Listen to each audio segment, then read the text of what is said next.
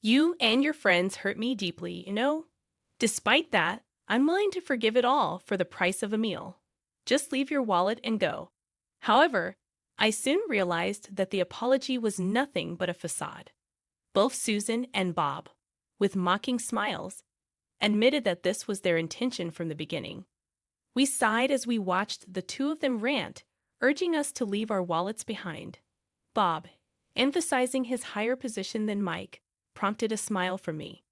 If they were going down that route, there was no need to hold back. Fine, but are you sure about this? You're gonna regret it, I warned, but they dismissed it with laughter, saying they didn't care. Placing my wallet on the table, they mocked me, expressing gratitude, claiming they would give it to Mike later. We left the room, ignoring their taunts. I took immense pride in the fact that my design was selected. The product performed exceptionally well in sales, bringing both Mike and me immense joy upon hearing the news. Grateful for the support from my in-laws, we expressed our thanks, and they were overjoyed, as if they had achieved success themselves. Catherine, it's incredible. It's all thanks to your design, Mike's mother explained. Oh, it's nothing, really. Having this experience means a lot. Thank you, I replied. With this success, I devoted more time to web designing, gradually transitioning from a side gig to a full-fledged freelance career. Eventually, my earnings from design matched those from my former administrative position, leading me to quit that job. Additionally, I had the opportunity to collaborate with Mike's company whenever they launched new products.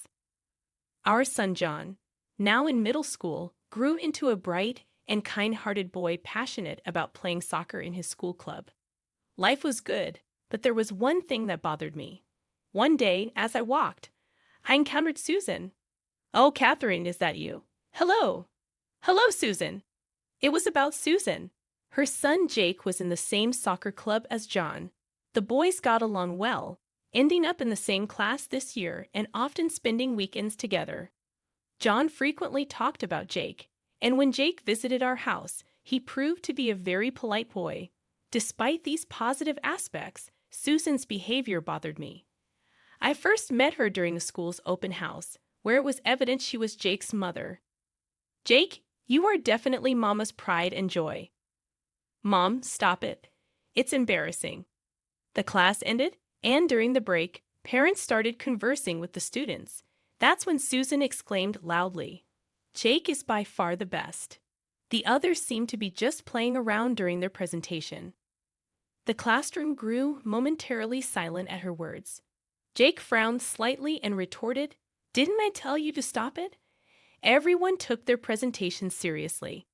I couldn't help but stare at her, wondering if her comment was really appropriate. As we took action immediately after, Mike clenched his fist in anger. But I held him back. Ignoring the two, we left the room, with a sense that they would be the ones regretting their actions. I am Catherine, leading a peaceful life with my husband Mike and our son John. We met in college, bonded over shared hobbies, and eventually got married. Mike, now highly respected in aita sales, struggled in his early days but overcame challenges. His decision to enter sales was influenced by his family, particularly his father, who managed a company. After graduating, Mike and I got married, and a few years later, our son John arrived. I continued my administrative job while pursuing my hobby of design. Over time, I took on freelance web design projects, growing in scale. My in-laws, supportive throughout, played a significant role. Mike's mother, a culinary school graduate, worked as a hostess, and his father was involved in the business side. Their motto, do your best at whatever you think of at that moment, stuck with me. Despite initial hesitations, I took on a design opportunity at Mike's suggestion. Encouraged by my father-in-law and Mike, I committed to the project, driven to excel. Researching the product and brainstorming with Mike, I eventually crafted a design. As the parents prepared to leave for another meeting, they started exiting the classroom. John approached me. Mom, you did well in your presentation. You have club activities today, right? Yeah. Do your best. I'm going to make your favorite hamburger steak for dinner. Really? Awesome. Right before leaving the classroom, John cheerfully spoke with me. Other kids remarked, "Lucky you, getting hamburger steak." I felt relieved seeing him handle the situation smoothly. The parent-teacher meeting had open seating, and we were free to choose any spot. Opting for a seat towards the corner, I settled in. That's when Susan approached and initiated a conversation. "Aren't you John's mother?" Huh. I was taken aback by the sudden inquiry, but she ignored my surprise and sat down beside me. "I wanted to meet you. I'm Susan." Even though I felt somewhat cornered, I decided to listen. However, I couldn't help but wonder how she knew I was John's mother when we hadn't met before. Sensing my confusion, she explained. "You were talking about dinner with John earlier, right? That's how I knew. And calling hamburger steak a treat seems so laid back." Her words caught me off guard.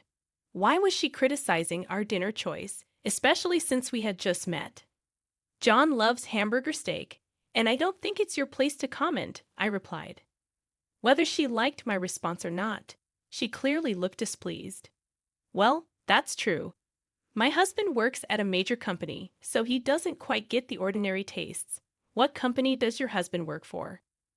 Not in the mood to engage further, I brushed her off. Luckily, the meeting started and things settled down. But right after asking, "Want to grab some coffee or something?"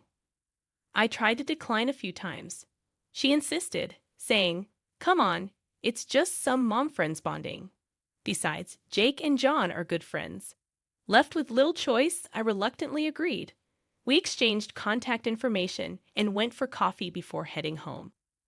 During our coffee chats, she boasted about her wealthy life and her husband. Despite our kids getting along, I wasn't thrilled but agreed to meet her several times a month. Once when I declined, she casually mentioned, "You know, my husband knows a lot of people, even John's club coach." It felt like a veiled threat, so I kept up the reluctant friendship with Susan. What shocked me further was discovering that Susan's husband worked at the same company as Mike. I remembered nearly spitting out my drink in surprise when I found out. She had mentioned it was a major company but never specified which one, and I hadn't imagined it would be the same one Mike worked for. I learned this when she visited my home one day. Jake had come over to play, and Susan came to pick him up in the evening. I had hoped to just meet her at the door, but she came in since our kids were there. "Isn't your husband working for XYZ Corporation, Catherine?" she asked. As she said this, I nearly choked on my tea. Seeing my shocked face, Susan seemed pleased, and I had a bad feeling about where this was headed. "Why?" I managed to ask. "Because I saw a business card in your room with your husband's name on it, and I recognized the company name." "Hold on. Are you saying you just went into our room?" "No, I didn't mean to. I was just looking for the bathroom and happened to open the wrong door." I was truly glad my sons weren't around to hear this. I had given Susan directions to the restroom, so I genuinely thought she was lying. But I had only given her verbal directions, so I couldn't push back too hard. Indeed, in Mike's room, there were business cards for work. I had designed them for Mike's company, resulting in several different types displayed under a desk protector. Susan must have seen those. Stunned and at a loss for words, Susan approached and said something unexpected. "I really don't like you two." Her previously friendly demeanor had vanished, and Susan's eyes were now sharp and piercing as she glared at me. "Do you enjoy taking work away from other people's husbands?" Excuse me? Not understanding the implication of Susan's words, I just stood there stunned. She threw out one last barb. "Well, whatever. Just remember, I'm going to make sure you regret this." I was at a loss for words and later recounted everything to Mike. "So Bob's wife is Catherine's friend?" Mike asked. "It seems so. It must be a coincidence, but she seemed to have some sort of grudge against us." "Who's this Bob guy?" Mike took a deep breath and started explaining. "I don't think it's good to discuss such things, but Bob is in the planning department. He's quite assertive, and from what Mike explained, the product planning department shares its products with the sales team to generate revenue. Bob, considered a top player in the product planning department, not only holds a significant position, but is also well known for a particular trait. That trait seems to be his strong belief in meritocracy, or in other words, a lot depends on whether Bob is passionate about something or not. He's quite the meritocrat. Some people even say it's like heaven or hell working with him. I see, but I still don't understand why Susan hates us so much. Yeah, I'm not sure either. I don't have a deep relationship with Bob. Sorry for getting you involved in this mess. It's fine. But what about John and Jake? It's not good for the kids to be so close and their parents to be like this. Yeah, I'll try to find out more about it. Thanks. A few days after our conversation, Susan reached out. Feeling anxious, I answered her call, and she sounded much more apologetic than usual. I'm so sorry about the other day. I was just stressed about my husband's work not going well. I decided to hear her out, as she sounded different. Susan apologized, expressing a desire for us to get along since our husbands worked at the same company. She suggested going out for dinner, and despite my hesitation due to her previous behavior, I decided to give her the benefit of the doubt, considering our kids' friendship. On the chosen day, we headed to the renowned seafood restaurant Susan had selected. However, after a while, there was no sign of Susan and her husband. When I called her, the receptionist informed us that the reservation was only for 2 people. Puzzled, Mike and I asked Susan about the mix-up. She laughed and told us to wait a moment. Eventually, Susan and a man emerged, and to our surprise, it was Bob. Grinning widely, Susan and Bob looked at us. Mike greeted, "Bob, good to see you." It was then that I realized the man was Bob. Susan's nonchalance bothered me, and she casually mentioned making a mistake with the reservation. Then she said something even more shocking. Well, mistakes happen, but let's not waste the food, right? Confused, I asked, "What are you getting at?" "Look, Mike, I'm soon gonna be the head of the planning department. You're doing well in sales, but you're still a newbie. If you don't want things to go sour, you might want to listen to what I have to say." Mike, sensing a threat, asked, "Are you threatening us?" Susan insisted, "It's not a threat, Catherine. You have hurt me deeply. I'm offering you a way to make amends. Just leave your wallet and go." At that moment, I realized that the apology was indeed a lie, and this was their intention from the beginning. We'd observed the unfolding argument between the 2 parties. "Look, just leave your wallet and get out. By the way, you do know what will happen if you tell anyone about this, right? Bob's higher up than Mike after all," Susan threatened. I couldn't help but smile at their attempt to intimidate. If they were playing it that way, there was no need to hold back anymore. "All right, but are you guys sure about this? You're gonna regret it," I warned. They thought I was bluffing, bursting into laughter and dismissing it with a casual "like we care." I took out my wallet and placed it on the table. "We'll give Mike his wallet back later. Thanks for the treat." Then, Susan and Bob said, smirking. Mike looked furious, clenching his fists, but I calmed him down. Ignoring the 2, I left the room, signaling our quick response. They're the ones who are going to regret this. Yeah, can't let people who pull stunts like this go unpunished, I said. After a while, a call came in on my phone. Recognizing the number, I answered with a smile. "Ah, Catherine, looks like we're almost done here," I said before handing the phone over to Mike. After a brief exchange, Mike hung up, and we decided to return to the restaurant Susan had chosen. Mike looked visibly upset. Once there, we asked the waiter to call the owner. Soon after, Mike's mother, who was also the landlady, hurried out. "Thank you for your help. I'm sorry for the trouble," Mike's mother apologized. "It's fine. People like them need to be taught a lesson," I replied. We were led to a room where a tense atmosphere awaited. Inside were Susan, Bob, and some senior officials from Mike's company, including his father-in-law.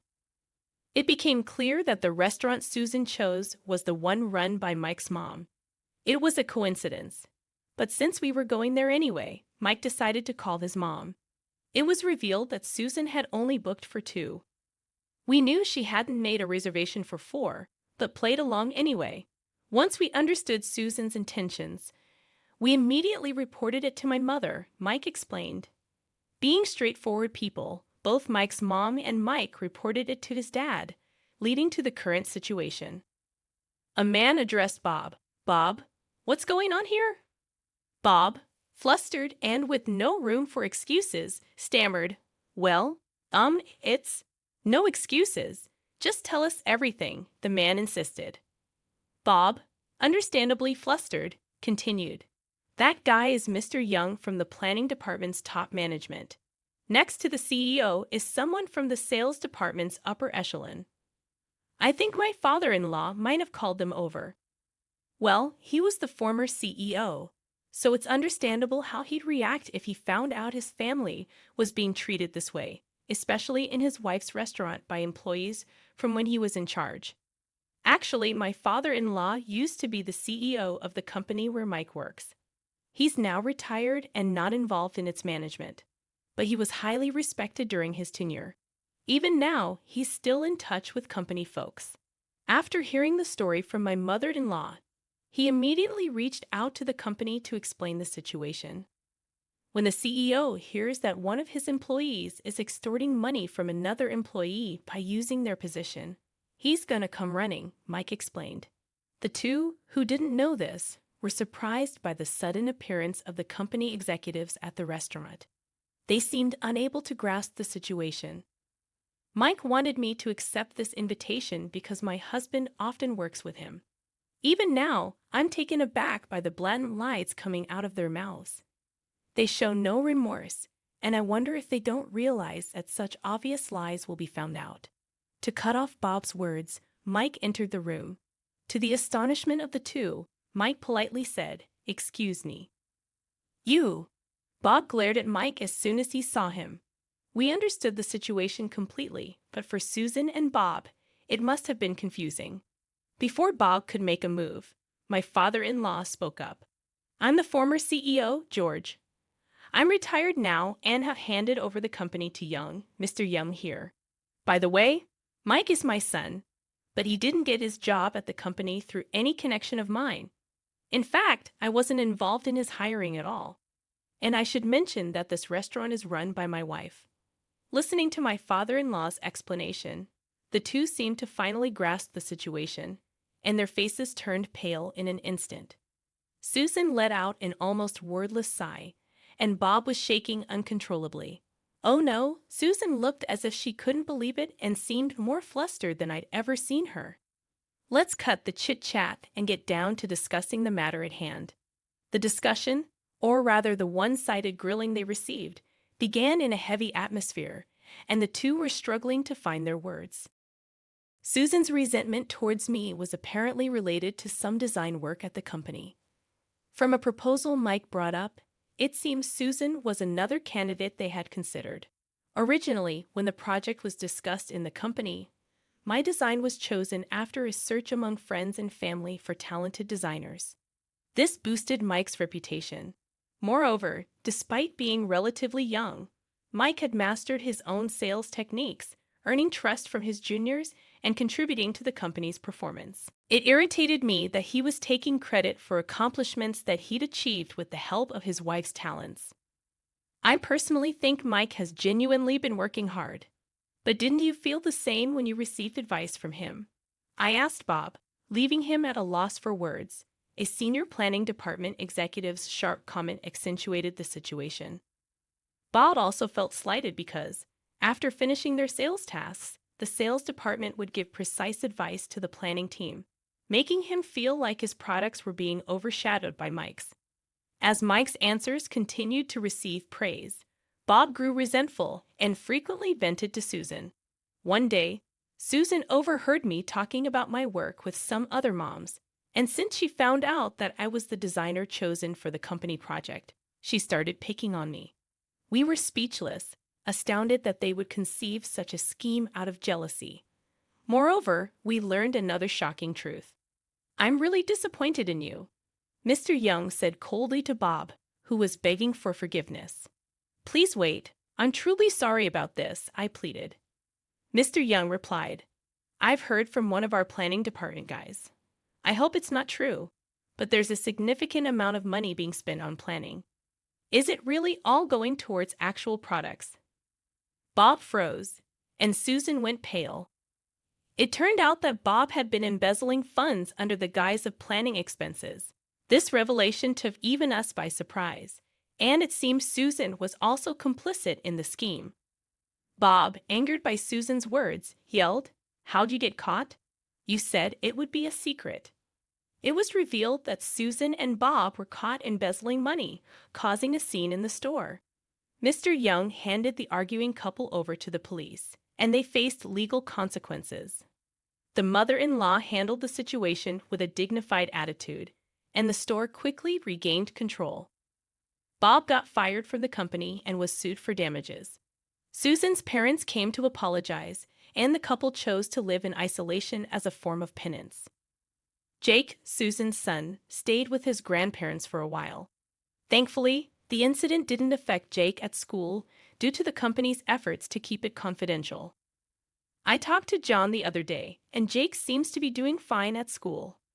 He's a good kid, and everyone trusts him. Instead of being down about his parents, he seems more angry at them, I shared. I haven't seen Susan and Bob since that incident. Jake, however, still hangs out with John and occasionally visits our place. Watching the two of them play happily, I hope they never end up like us. By a stroke of luck, we were saved this time. But I truly believe that our daily actions attract the people and opportunities in our lives. I want to cherish my relationships with others more than ever.